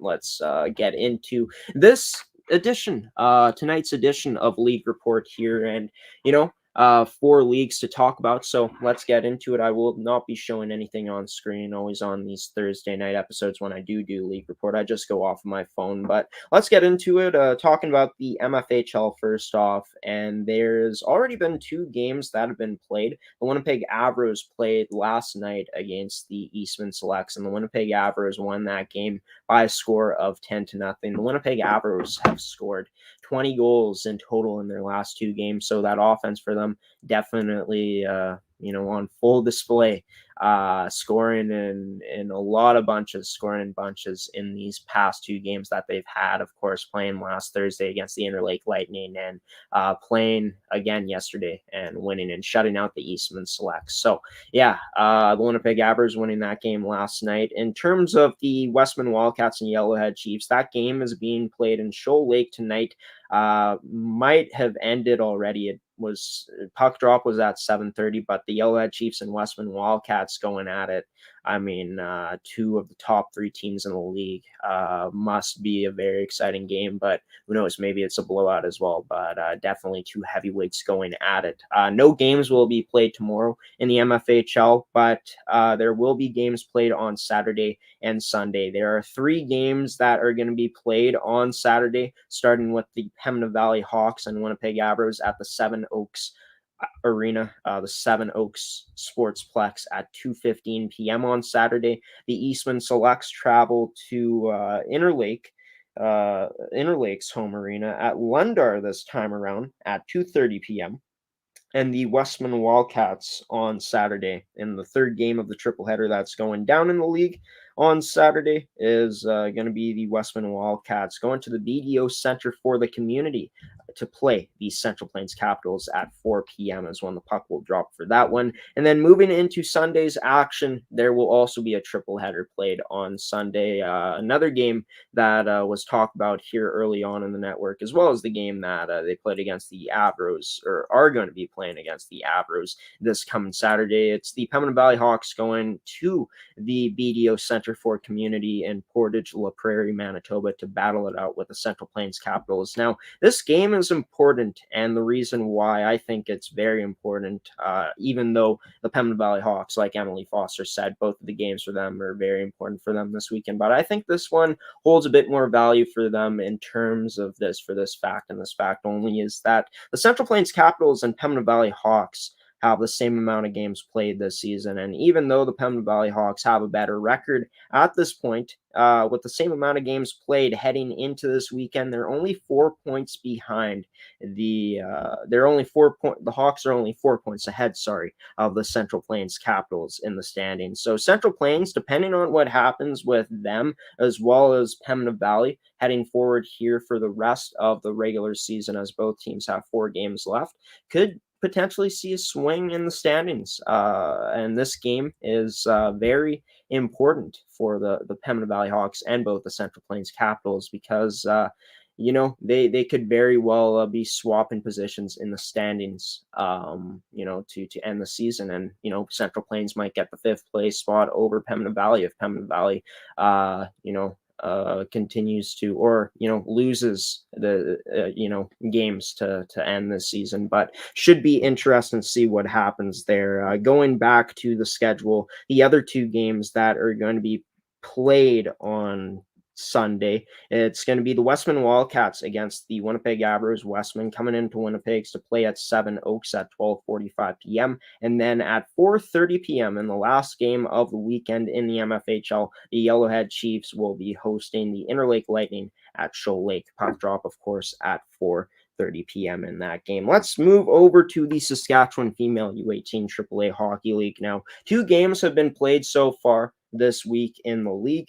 Going back to Tuesday's action, the Notre Dame Hounds on the road going into Regina's home rink, the Cooperators Center, winning that game by a close score of 1-0. Now, this is always going to be a meaningful game between these two teams because of how close they are in the standings to each other. But Notre Dame, well, I wouldn't say they're that close in the standings right now in terms of just the point differential. Regina is still 8 points up on Notre Dame, but Regina has played 25 games compared to Notre Dame's 19, and Notre Dame able to win that game against a team that they haven't had as much success against the other teams in the league that they have played this season. Taking a look at the head-to-head that they have against teams, the team that they have lost the most against, and the only team that they have lost against have been the Regina Rebels with that win against Regina on Tuesday. The Notre Dame Hounds are now 2-1-0-1 against the Regina Rebels this season. So they're winning their season series against them at this point. But yeah, Notre Dame, they have the advantage in games in hand with only 19, only 8 points back of the Regina Rebels. So yeah, should be interesting to see what goes down as the season goes along. If Notre Dame, if they continue to win with the games in hand that they got, if they can potentially catch Regina in the standings and finish first place for themselves. But still a ways away for that to be able to happen. Of course, some hockey left to be played here, but the Regina Rebels back into the win column the very next day, yesterday on Wednesday, winning 3-0 at home against the Weyburn Goldwings. Now, taking a look at the rest of the action, there were two other games that were, I think this is a misprint because it says Regina was supposed to be playing twice and Weyburn was supposed to be playing twice, so on that Wednesday. So I think those games were a misprint. But going into tonight's action, this score hasn't been reported yet, but the Battleford Sharks at home against the Prince Albert Northern Bears, that game was supposed to start at 6:15 p.m. I assume it did, but no score to be reported on that yet. I'll have that for you guys in next week's edition on Tuesday on Coffee with Graeme in that edition of League Report. But only one game is going to be played on Friday in the league this weekend. The Weyburn Goldwings at home to face off against the Swift Current Wildcats at 7:30 p.m. And then there is going to be a triple header on Saturday in the league as the Swift Current Wildcats play against the Weyburn Goldwings again at 1:30 p.m. at the Crescent Point Place. The Regina Rebels travel to Battleford Arena to play the Battleford Sharks at 7:30 p.m. So a night game in the league for the Regina Rebels and the Battleford Sharks. And then the Notre Dame Hounds at home at the Duncan McNeil Arena to play against the Saskatoon Stars. And then only two games left in the weekend after that on Sunday as the Battleford Sharks at home against the Regina Rebels again at the Battleford Arena. And then the Notre Dame Hounds at 3 p.m. On Sunday playing against the Saskatoon Stars once again at the Duncan McNeil Arena. The game between Battlefords and Regina on Sunday going at 1:30 p.m. Now, moving into the Zone 4 High School Hockey League, taking a look at what has happened for this week. Let's take a look at it. So, yeah. I don't know. Let's see here. Yes, okay, so I finally got it. Could not see the whole information on the schedule there, but now I can because I flipped my phone over, as you guys can't see on the screen there as well. Seeing my phone right here, of course. But on Thursday, so tonight, the Morris Mavericks going to Stride Place in Portage La Prairie, Manitoba to play the PCI Trojans. The puck dropped at 7:30 on that game. So yeah, no score has been reported yet, but tomorrow there's going to be a doubleheader. The Morden Thunder traveling to the arena in Manitou Manitoba to play the Pembina Tigers. The Carmen Cougars going into Morris as well at 8 p.m. The Morden Thunder and Pembina Tigers game being played at 6:30 p.m. tomorrow. But the Carmen Cougars and Morris Mavericks battling it out in Morris's home arena in Morris at 8 p.m. tomorrow. And then there's another doubleheader on Saturday between the Carmen Cougars and the GVSD hockey team at 7:30 p.m. at the Icon Arena in Winkler, and the Pembina Tigers going to Portage to play the PCI Trojans at 7:30 p.m. as well on Saturday night. And then another doubleheader on Sunday in the league. The PCI Trojans playing against the WC Miller Aces at 3 p.m. That game being played in WC Miller Aces, their home rink in Altona, and the Morris Mavericks traveling to Swan Lake to play the Mountain Mustangs at 7:30 p.m. on Sunday.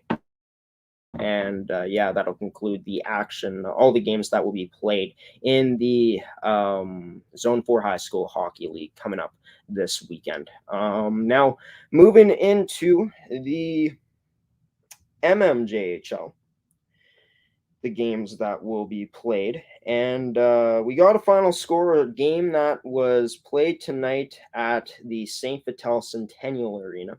I finally didn't say St. Vital Center. I mean, I did there, but I said St. Vital Centennial Arena. Finally, I got that right.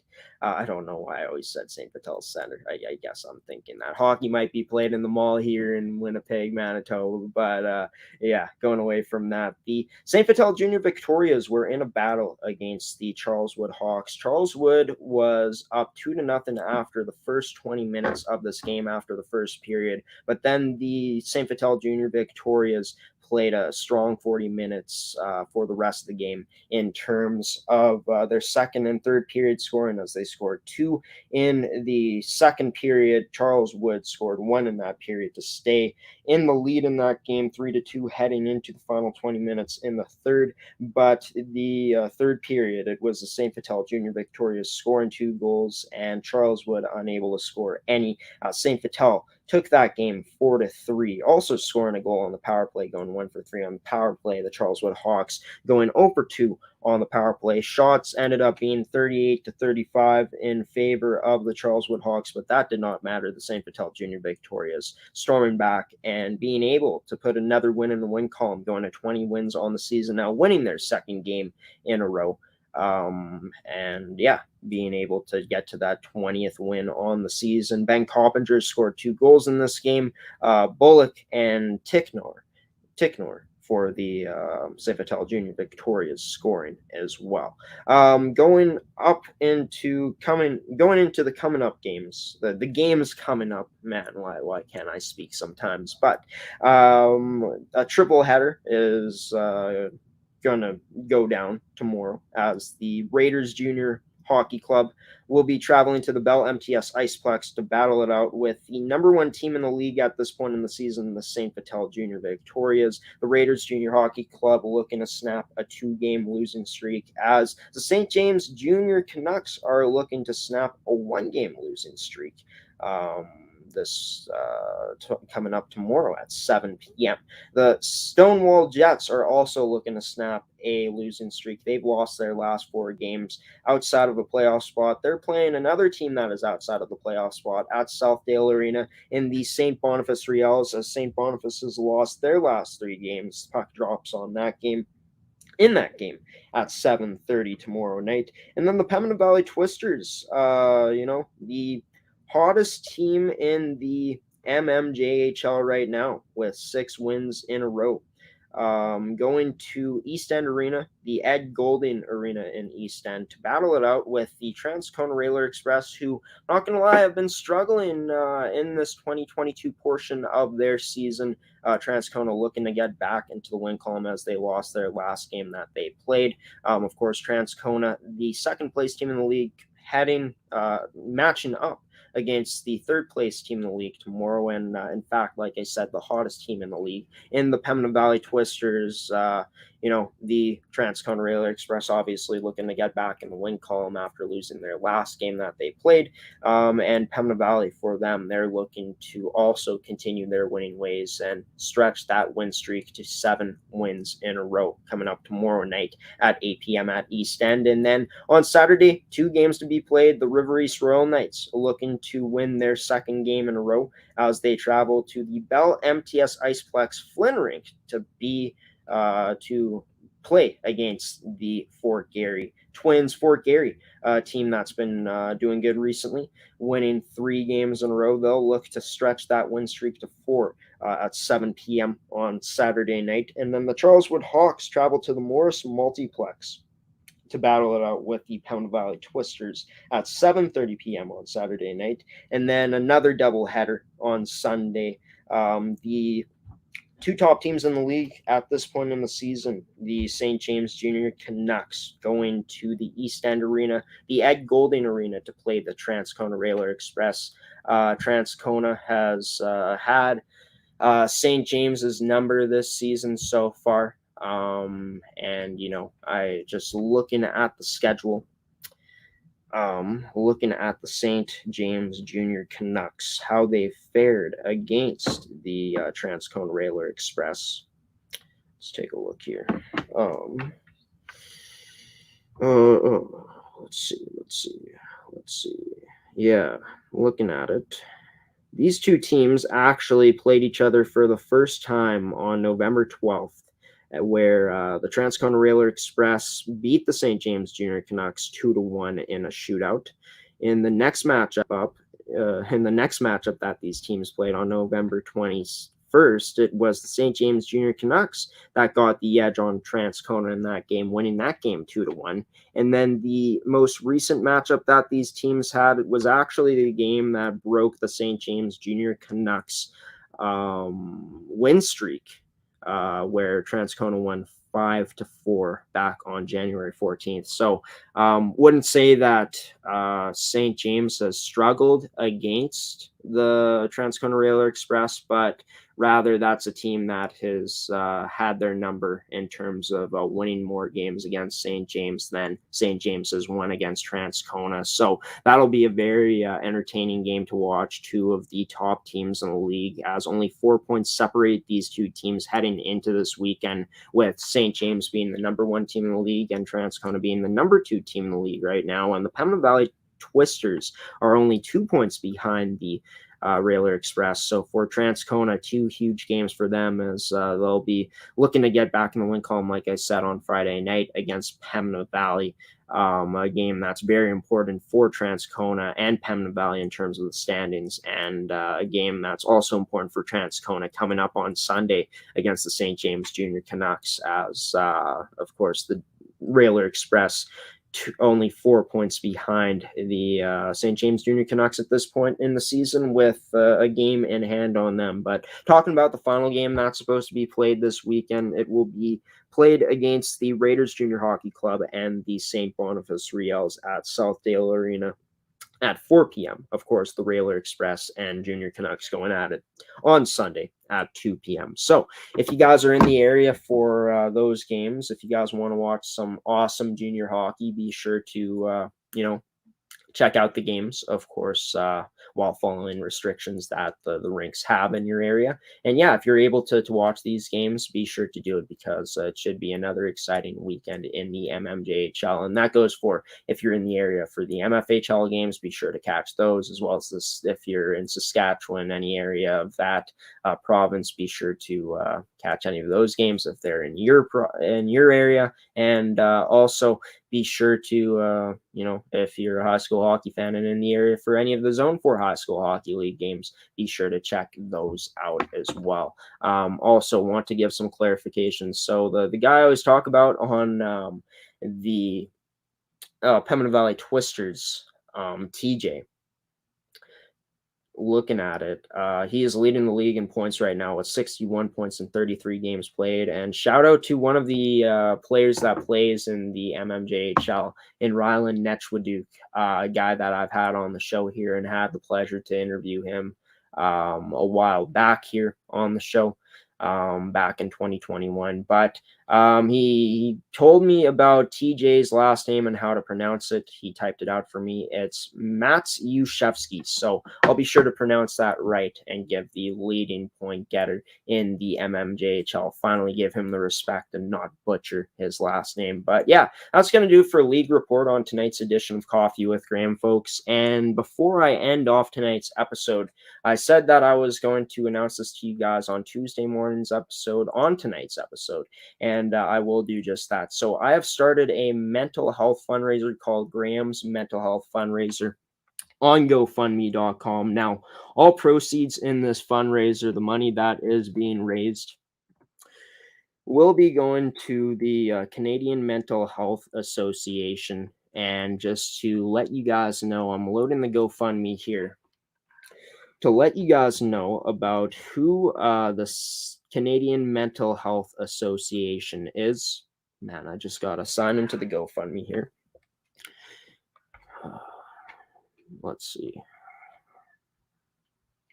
Yeah, so basically, what the Canadian Mental Health Association is, CMHA for short, the abbreviated way of saying it. But I'm sure you guys, most of you guys might know who this foundation is, but they say that they are the most established and most extensive community mental health organization in Canada. The goal to raise the money, what I want to get the money up to, is $1,000. And if we don't hit that, if I don't hit that, that's okay. But if I do end up hitting that goal or getting over it, that would be awesome as well. And just to let you guys know, I made this fundraiser because of my disapproval of Bell Let's Talk. I did not donate to Bell Let's Talk Day this year, to Bell on Bell Let's Talk Day, because of the things that went down last year after the day ended. After Bell Let's Talk Day ended, you guys can check out my story of what I wrote in the fundraiser on GoFundMe.com. I will be linking the fundraiser in the description of this episode, and I talked about it more in depth yesterday because I actually ranted about it on my segment called Graham's Opinion. But I do want to make it clear every time I do mention this fundraiser, because I think that this needs to be noted, that my opinions, my views expressed on the GoFundMe page, and that I will be expressing about Bell if I ever do again, they do not align with ASTV Productions' views on Bell. The views that I have do not associate, they do not line up with the views that ASTV Productions have on Bell. So I just want to make that as clear as possible once again.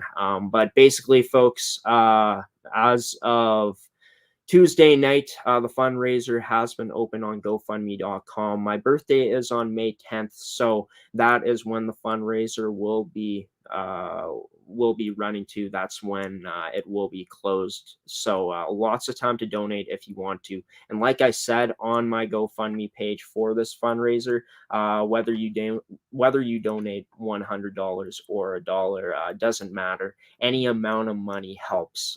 Any amount of money going towards this great cause will help. And if you guys also don't want to donate any money, that's fair. That's okay too. Don't feel obligated to donate money. But if you guys could, I would really appreciate if you could share this with friends and family, spread the word.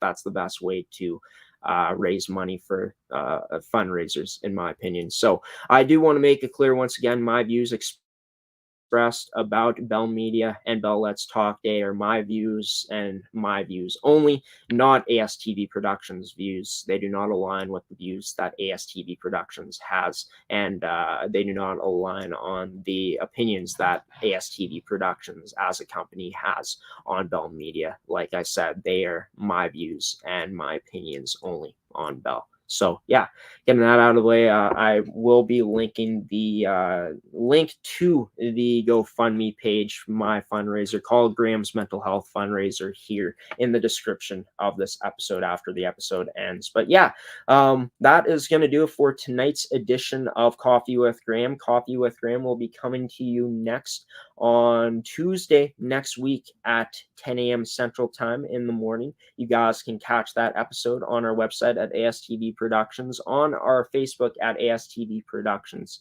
on our website at astvproductions.com. I think I forgot to say .com. But yeah, astvproductions.com, our website, is one of the places where you can catch it, as well as, like I said, on our Facebook at ASTV Productions, as well as on our Twitter at Amateur Sports TV. We will be live for that episode, as always, here on the network. So excited to go live once again, coming up next week on Coffee with Graeme. But also be sure to check out the guest list for that episode, as it will be released on our social media pages on Facebook, our Twitter, as well as on our Instagram at ASTV Productions on Monday night, the latest being just before 12 a.m., not 12 p.m., 12 a.m. at midnight. So, yeah, that is going to do it for this edition of Coffee with Graeme, everybody. Like I said, I've been your host, Graeme Forsyth. Special thanks to Emily Foster, Pembina Valley U18 AAA female Hawks assistant captain, defenseman number 10. Special thanks to her for coming on tonight's episode and being a part of it on the Hawks Report. Very happy to have that segment return tonight.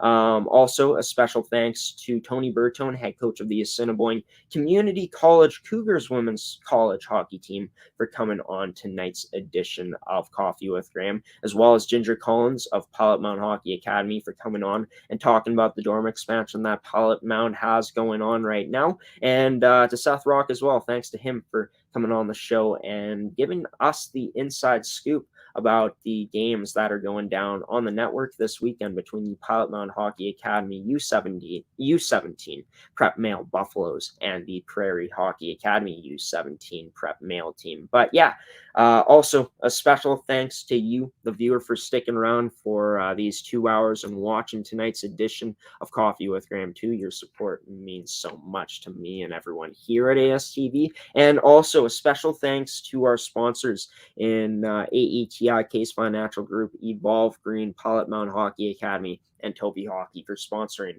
another edition of the show. Without our guests, without our viewers, and without our sponsors, this show and what we do here at ASTV just wouldn't be possible. So I want to give a big thank you to all of you guys for making it happen tonight once again, as always. But yeah, until next week on Tuesday morning, folks, I'll see you then. Have a wonderful rest of your Thursday night. Have a wonderful Friday tomorrow. Have a wonderful and safe weekend. Stay safe out there. Also, stay safe on the roads if you do choose to drive. Just stay safe in general. Safety, like I say, the most important thing in this world, in my opinion. But yeah, stay safe out there. Stay warm. Stay safe on the roads. Have a good one. And until next week on Tuesday morning, folks, I'll see you then. Peace out, everybody. Cheers.